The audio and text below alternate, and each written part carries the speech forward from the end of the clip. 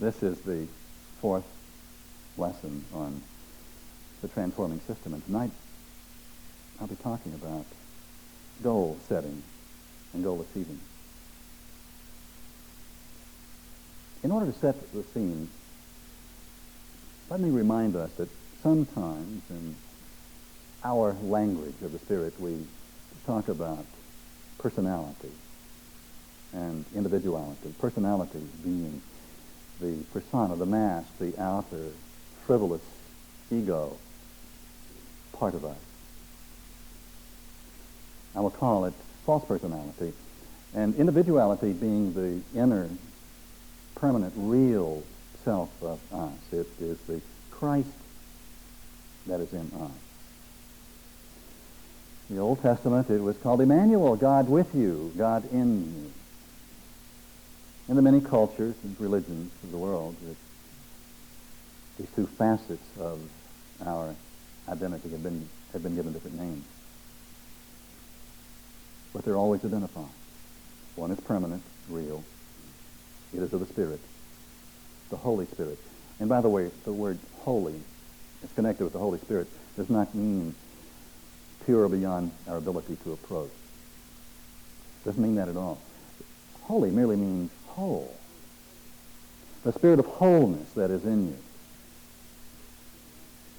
Your individuality, the wholeness from which you can never be separated. The part of you that cannot be divided. The part of you that connects you with God. The part of you that is God. And the personality is that part of us that must be decreased or diminished so that the other part can be increased or experienced or become more identified with. And our responsibility in this lifetime is to gradually change our allegiance from the lower personality to the higher individuality. Sometimes we attain states in which the false personality is entirely shut out. Moments here and there along the way, you have them. Moments in which there's a kind of illumination and happiness that is entirely unknown to us in our ordinary states of consciousness in which we pass most of our existence. And in those moments, all sense of worry disappears. The usual feelings of not really belonging to the world do not exist at all. In those great moments, there is the feeling of bliss and of certainty, of unity, a sense of knowing that love and beauty are our divine heritage. When we experience those moments, we may not use the language that I'm using now. It can be just a breathtaking moment of love. And even as I spoke, I had the feeling and chill bumps that ran up and down my spine. There's great moments that we all reach for. Sometimes we reach in ways that are self-defeating. Drugs, chemicals. At first it seems to move us in that direction, but in time we see that it's a false way that ends in defeat. Well, we've been taught by the Scriptures and by persons who've had this experience that this higher state of consciousness is our right by birth. It is ours. But the fact that it is ours does not mean that we have yet accepted it as ours. It's possible to have been given something that we have not yet accepted as our own, or perhaps have not been ready to accept as our own. It could very well be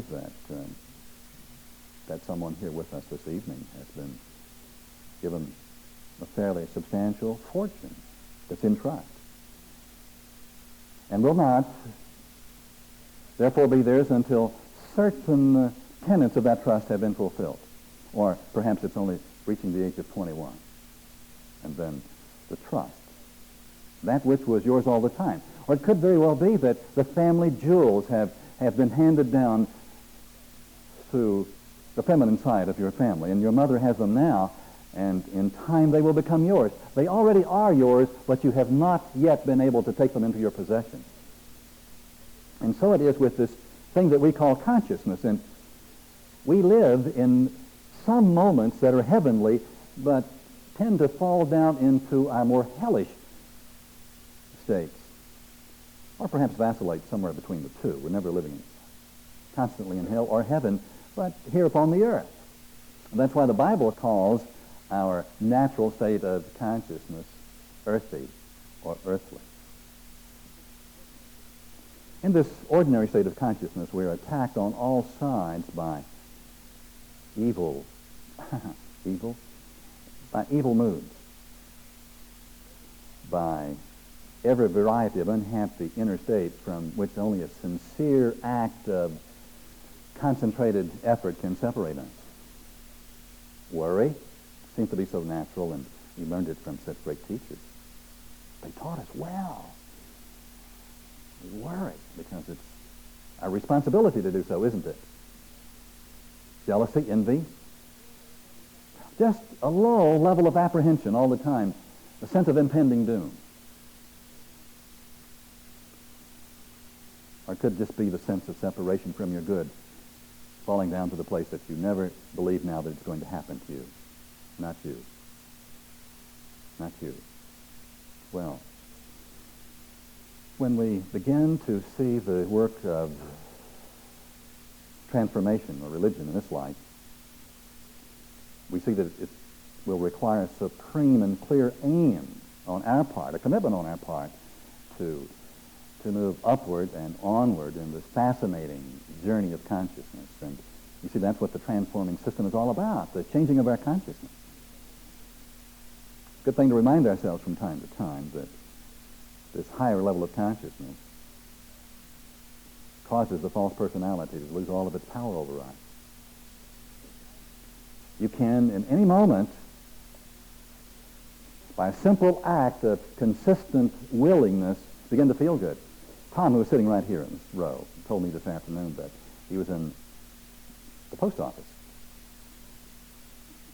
in line.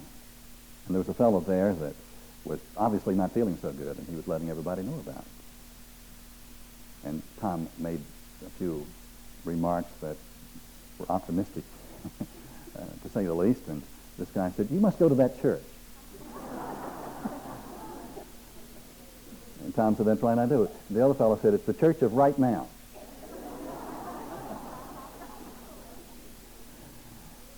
And this fellow indicated that he was a follower of Napoleon Hill, that he believed in a positive mental attitude. And Tom said, "Well, what did W. Clement Stone say?" He said, "Do it now.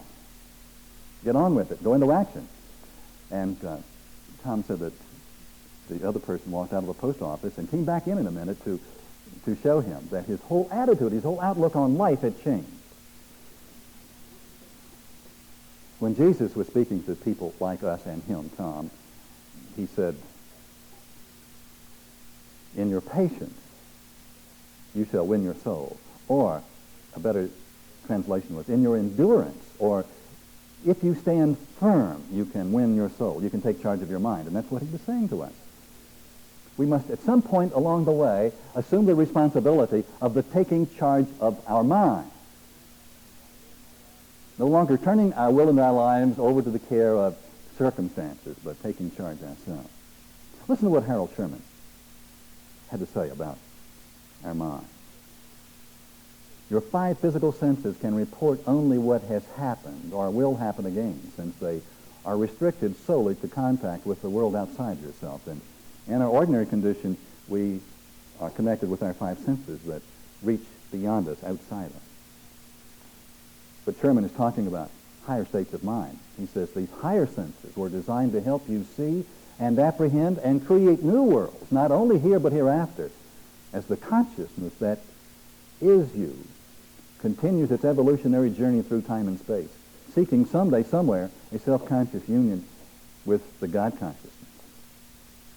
Harold Sherman is telling us that there are incredible possibilities in store for any person who will make the effort, who will stand firm.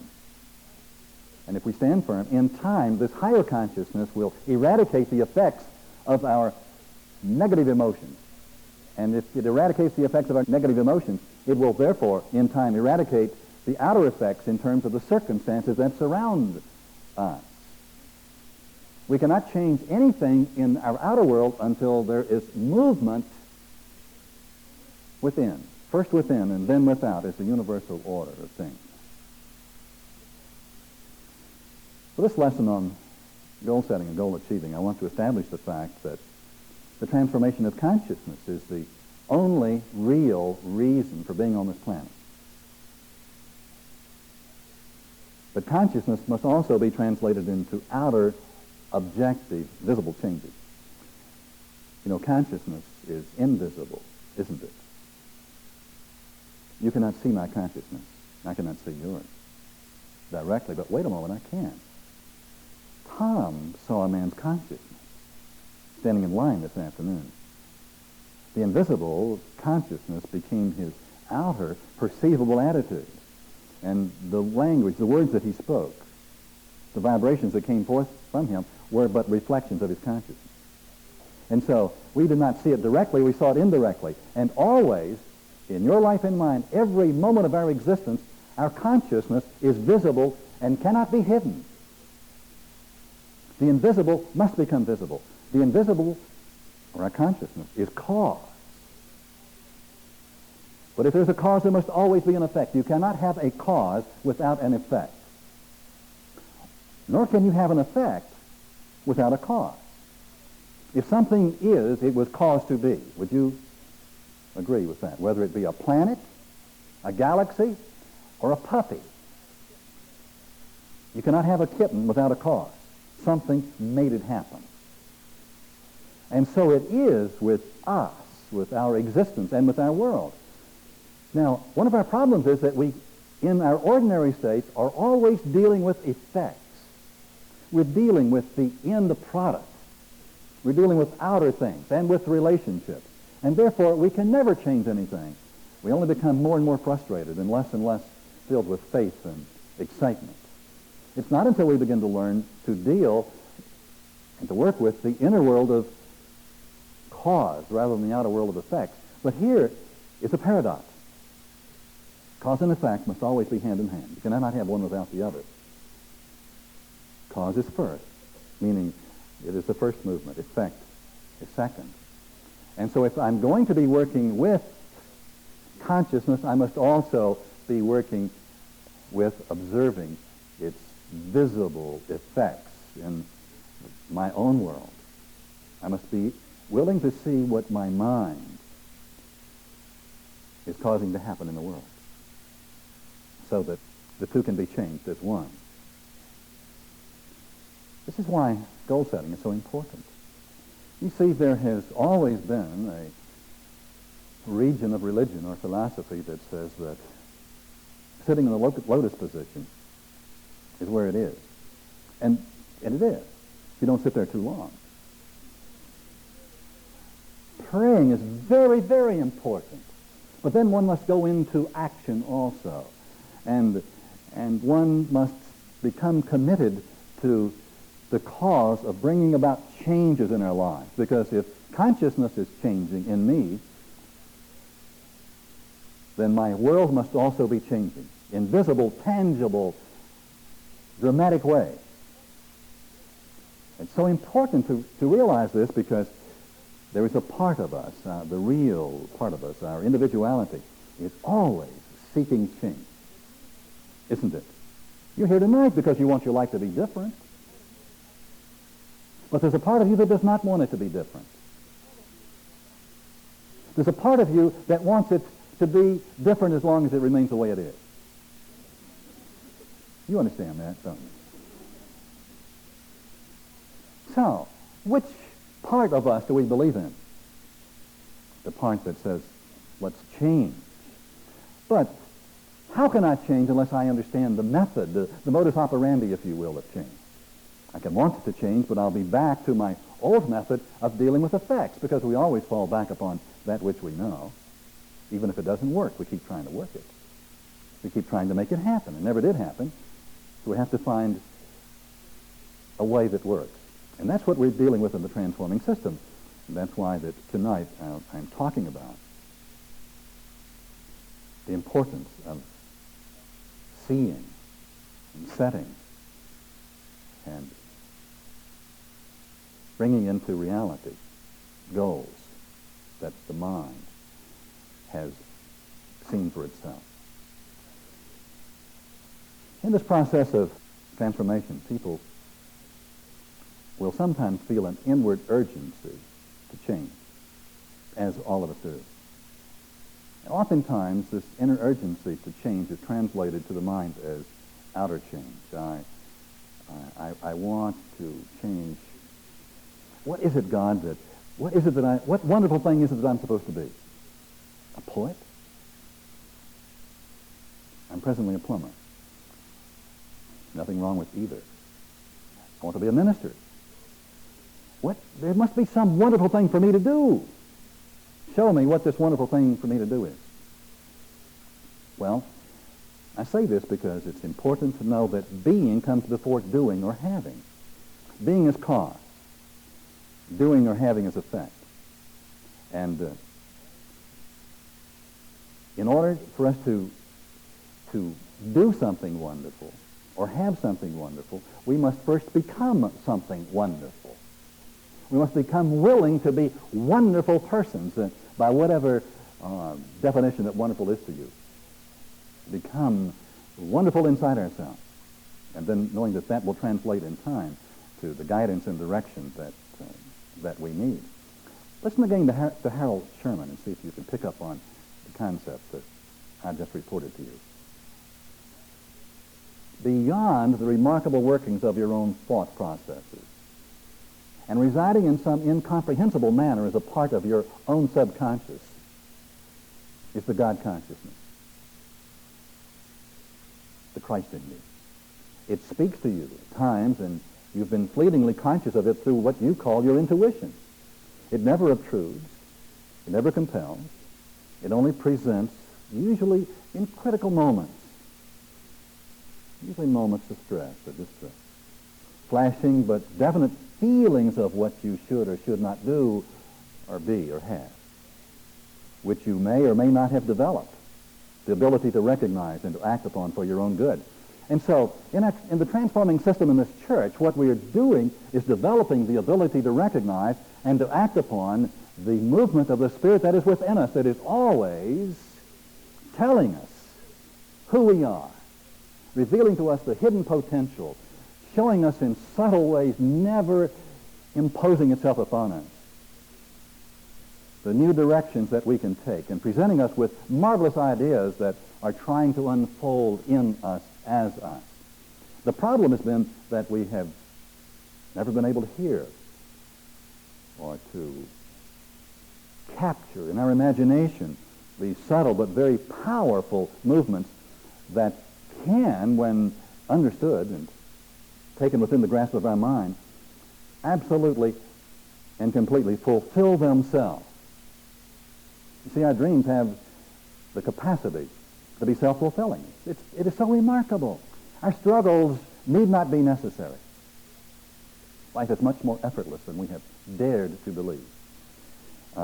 Jesus Christ, 2,000 years ago, was telling people how the mind works, telling us a system of ideas with which we could connect to higher consciousness, and through that consciousness be directly connected to the power that has formed and sustains this universe, so that our own lives could be reformed and sustained. He made many statements, but one that's on our prayer request form. The 11th chapter of Mark. All that is required is that you really believe and have no doubt. Listen to me. You can pray for anything, and if you believe you have it, it's yours. When you and I become responsive to the movement of our higher selves and begin to believe in it, I have no doubt,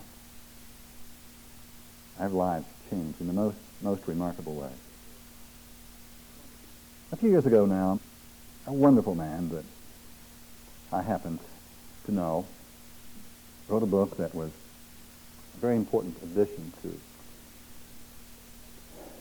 the world, Psychocybernetics by Dr. Maxwell Maltz. Dr. Maltz was a plastic surgeon who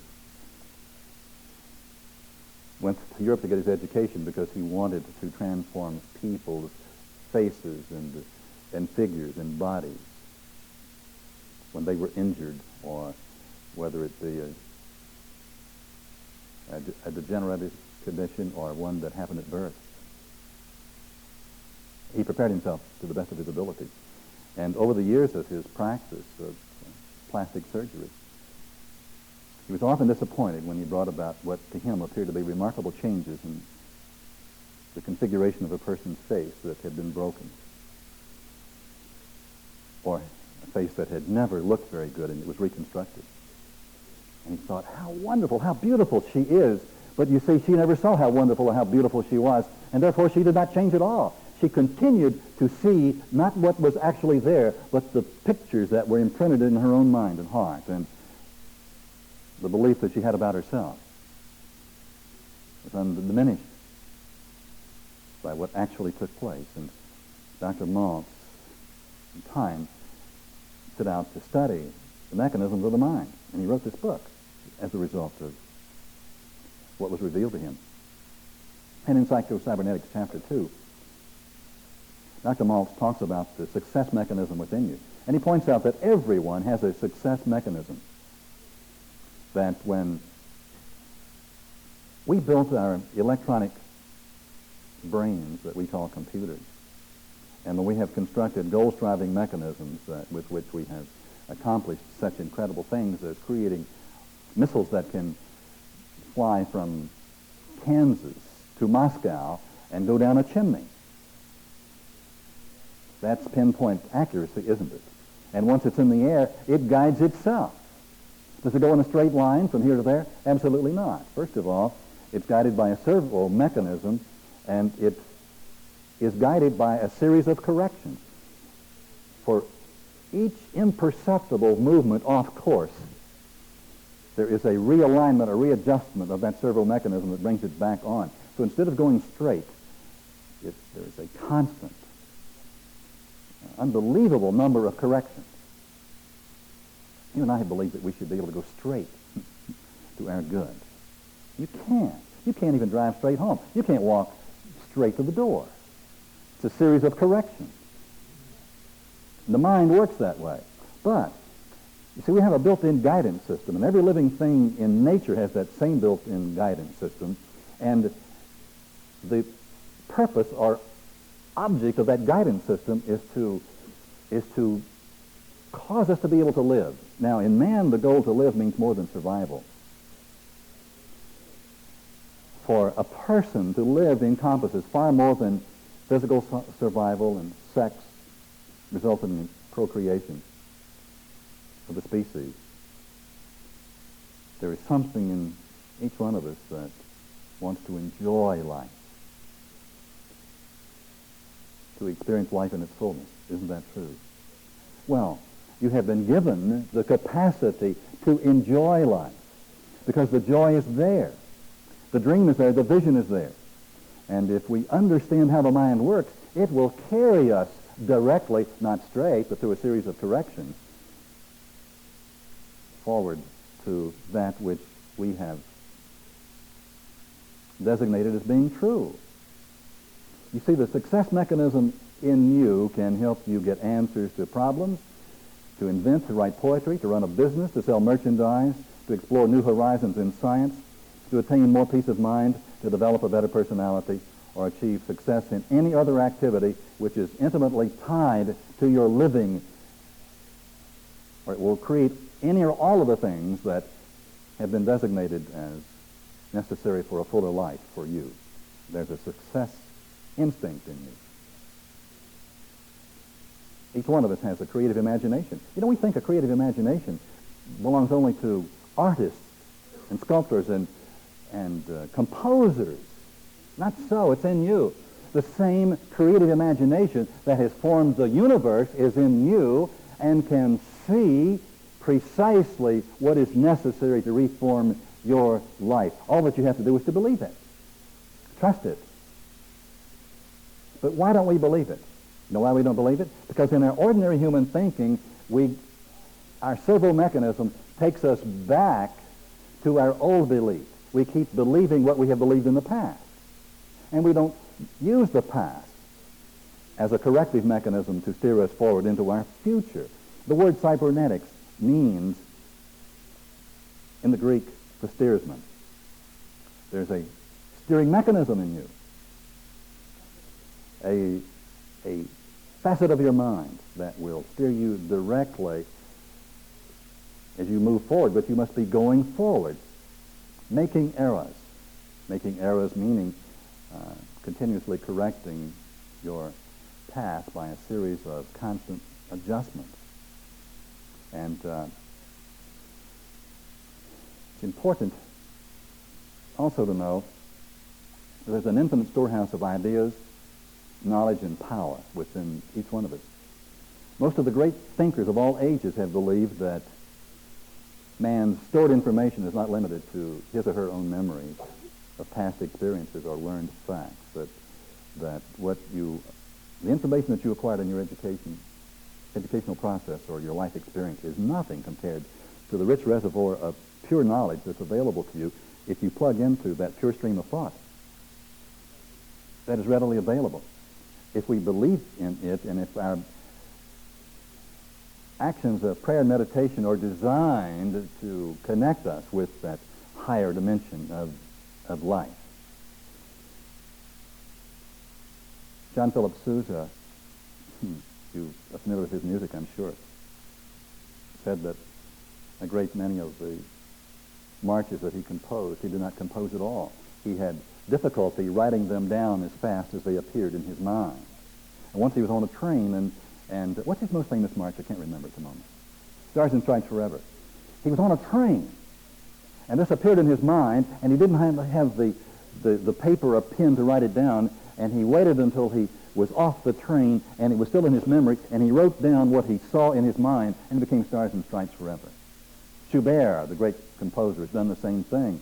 Beethoven, Einstein, the creative geniuses of all time have called upon this creative mechanism within us, and they have reported to us what it has thought and felt, and those reports have become the changes that have reshaped the world.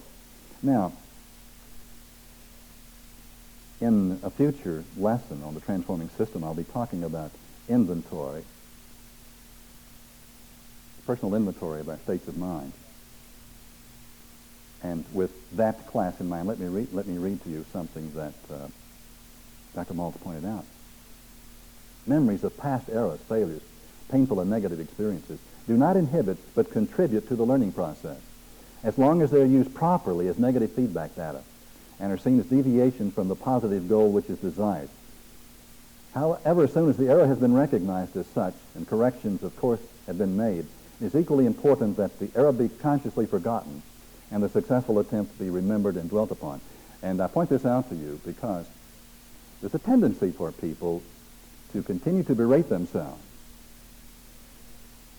through fear and guilt, and to blame others for the mistakes, for the errors, not seeing them as an essential part of our going forward. If we can forgive our errors in the sense of no longer blaming ourselves or other persons, but seeing our mistaken experiences, our less than successful past, as a guiding point. We know that that is what we do not wish to be or have or do. Isn't that correct?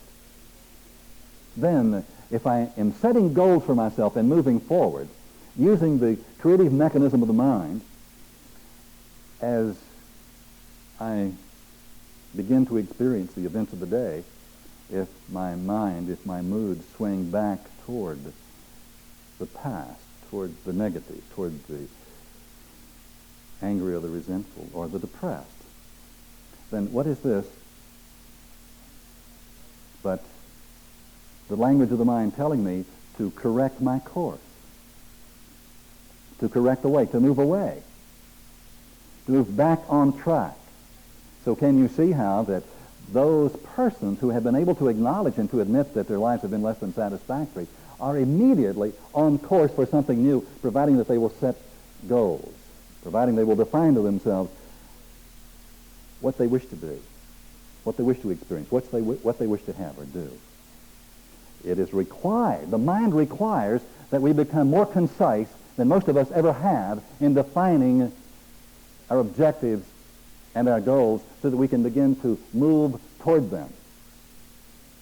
And it is exciting to know that we have built into ourselves the mechanism that will do exactly that.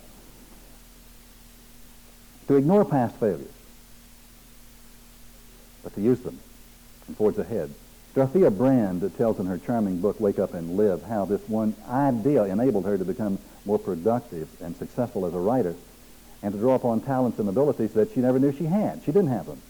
They were within her, deeply embedded in some of the recesses of her mind. She saw a demonstration of hypnosis one time in which the hypnotist caused a man to begin to believe some things that he had not thought of before in the state of hypnosis. That man was able to lift objects that were impossible for him to lift, and to remember things that he could never have possibly remembered in his normal state of mind. He was told that if he would act as if he could do it, that he'd be able to do it. In other words, in a hypnotic state, he was said, act as if. And he acted as if he knew, and he knew. Information that he did not have access to came to him. Dorothea Brand was amazed, and she said, now, if this can be true of a person who is in a state of sleep, then should not I, in a more wakeful state, be able to use these powers by ignoring my past failures and acting as if it were impossible to fail? And she determined to try. She would act on the assumption that she had the powers and abilities that would permit her to do anything that she decided to do. And she would pretend that she could do it. And she would pretend that she had the ability to write great novels and stories. And in an effortless way, her productivity increased. Her whole life began to change. And one of the things that happened to her, it was a rather surprising result. She discovered a talent for public speaking and became much in demand as a lecturer and enjoyed it, whereas previously she had not only shown no talent for lecturing, but had disliked it intensely. Serendipity always comes to us when we begin to move in a direction that we consciously decide upon. We will discover unknown reserves of strength and wisdom and circumstances that we could not otherwise have uncovered. Ideas are changed not by will, but by other ideas. The only thing that can change an idea that's already in the mind is another idea. Did you know that? If I have an idea of being a limited person, then the only thing that will change that idea is to substitute another idea that is like unto it but different, that says that I am not a limited person. If I have believed that I cannot do something, the only thing that will change that idea is the belief that I can do it, and not only the belief, but to actually begin to visualize and to see and to feel and to know, to act as if the new idea is the true one. And then it becomes the true one. It becomes an idea packed with power that in time will become a living reality if I keep moving toward it, believing in it, practicing it, and remembering it, and when I deviate, correct my course back into the direction of a new idea. In time, my life will take the form and shape of all of the new ideas that I direct myself to be and act as if I am. See if this idea connects. Jonathan Cook said, "It is considered by some that vibrations produced by the act of thinking do not have to travel to any destination as such, but affect the vibrations of the cosmic or universal mind, our individuality, that is already within us, present everywhere, including the minds of people." In other words, our thoughts and feelings immediately connect with the thoughts and feelings that are in other person's minds. Have you not had that experience? While the cosmic vibration rules, it is also subject to modification in degrees due to the thoughts of many. Isn't that what Jesus said? All that you have to do is to think it, to feel it, to believe it in your heart, and God accepts it as being true, that the vibrations of your thought force impinge themselves upon the mind of God and come back into our lives as answered prayer. Answered prayer? Yes. Come back multiplied, magnified, purified.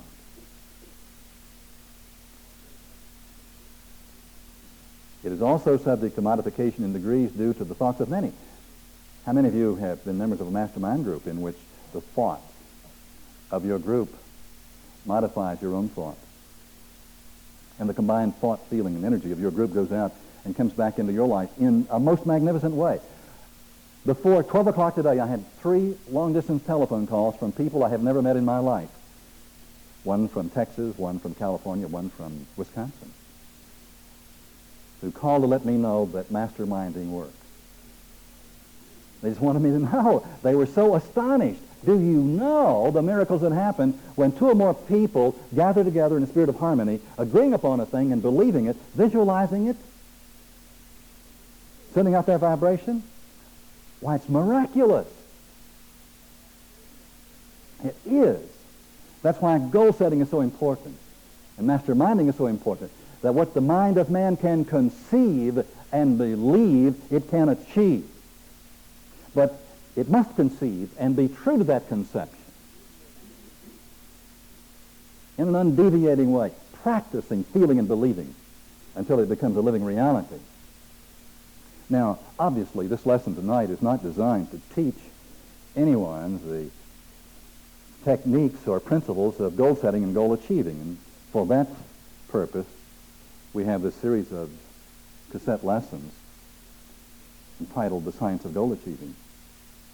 And we also have this journal, the Mastermind Goal Achievers Journal, which is a must in my life, and it has become also for thousands and thousands of other people that I know, Mastermind Goal Achievers Journal, because if I'm going to set my goals, I must have a place readily handy to let those goals become a matter of record, moment by moment. I use this journal every day, and I write out the goals for the day, the things that I would like to see happen successfully, creatively, in the course of that day, events that I would like to have take place, and the quality of those events. Write them out. And goals for the week and for the month and for the year. And it is absolutely astonishing how what is written out as a goal in time becomes the reality of one's life. And if I'm working, if I'm letting my mind work and forming a matrix of these concepts, then the powers of the universe take over and effortlessly create what has been seen or visualized. How many times have you written out your goals in your journal and forgotten about them and have come back a few days or a few weeks later, and there they were materialized, not in your book but in your life? They happen. They just happen. Examples of great goal setters. One that I've used often is Tom Monahan, owner of Domino's Pizza. And I use Tom because he began with nothing, not even the dough, to make a pizza. But he had an idea, and he had a dream, he had a vision, and he was a goal setter from the beginning. He believed that the impossible could occur, and so for him it was not impossible. And he has experienced every resistance that known to mankind that has tried to keep his dreams from materializing, but they keep happening to him. And he surrounds himself with like-minded persons whose energy and power have helped him to achieve his goals. John Goddard is one of the most remarkable beings living on this planet. You know, John, that 15-year-old boy that set 127 goals that would change his life, and since that time has set thousands of other goals that have become his reality. And some of us here have been around the world with John Goddard, and we've done marvelous things with this goal-setting champion. Another champion goal setter? You. You've always been setting goals and always achieving them. Our most monstrous failures have been marvelous demonstrations of our goal-setting ability.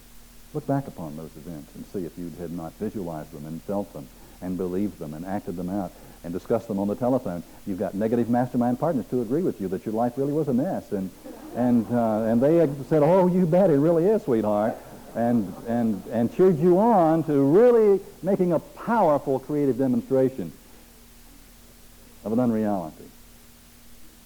We can do it better backwards than we do forward because we've been practicing longer that way. Perhaps the greatest goal achiever of all time was Jesus Christ. You didn't know that? Oh, yes. First of all, we have been told incorrectly that he never had to work upon himself, that he came already perfected. Go back and read the story. Read the story of the effort that he made to demonstrate this higher state of consciousness. You see, the word Christ really means anointed. And in the beginning, he was not anointed. He was Jesus, the carpenter's son. But he knew of this wonderful state of being that was in him, and his whole purpose in living was to demonstrate the fullness of that state of being. Being comes first. Being. But being is nothing unless being goes into action, unless being causes things to happen. He knew the purpose of his life, that he was to give that system to the world, that he was to prove that these ideas work for all mankind, not just for himself. He never had one set of rules for himself and a different set of ideas for you and me. He said, this is a system that works. It will transform you. If you will do these things, you'll be born again from above. And if you will think, see, if you will conceive of a new life, it will happen to you. It's really what he said. And he proved it. And once in an experience of illumination of higher consciousness, two persons from the past, Moses and Elias, appeared with him in visible form, talking about what he would achieve in Jerusalem. Remember? It was clearly defined what he would do. And it happened the way that he said it would happen. He called his shot. He waited until Moses was, not Moses, but, what's his name? Lazarus was dead and stinking. And then he said, Lazarus, come forth, come out here, Lazarus. Pretty good. And he said, you still don't believe me. Okay, what am I going to do to show you? Okay, I'll let you kill me. And then after I've been dead 3 days, so that you really know that it's happened, I'm going to come back. I'm going to do it, just to prove to you that the mind, this incredible spiritual entity, this God part of you, cannot be confined or contained within self-imposed limitations. You do not have the power. The power is in me. The power is in you. He did exactly what he said that he would do, so that you and I would come to believe that we too are spiritual beings. Ella Wheeler Wilcox said, trust in thine own capacity as thou wouldst trust in God himself. Thy soul is but an emanation of the whole. Thou dost not dream what forces lie in thee, vast and unfathomed as the grandest sea. It's true. Your destiny is to reveal the source or the force, the cause, the spirit in you, by being transformed and creating a new world, a new life, new images, new events around you. That's the way it really is.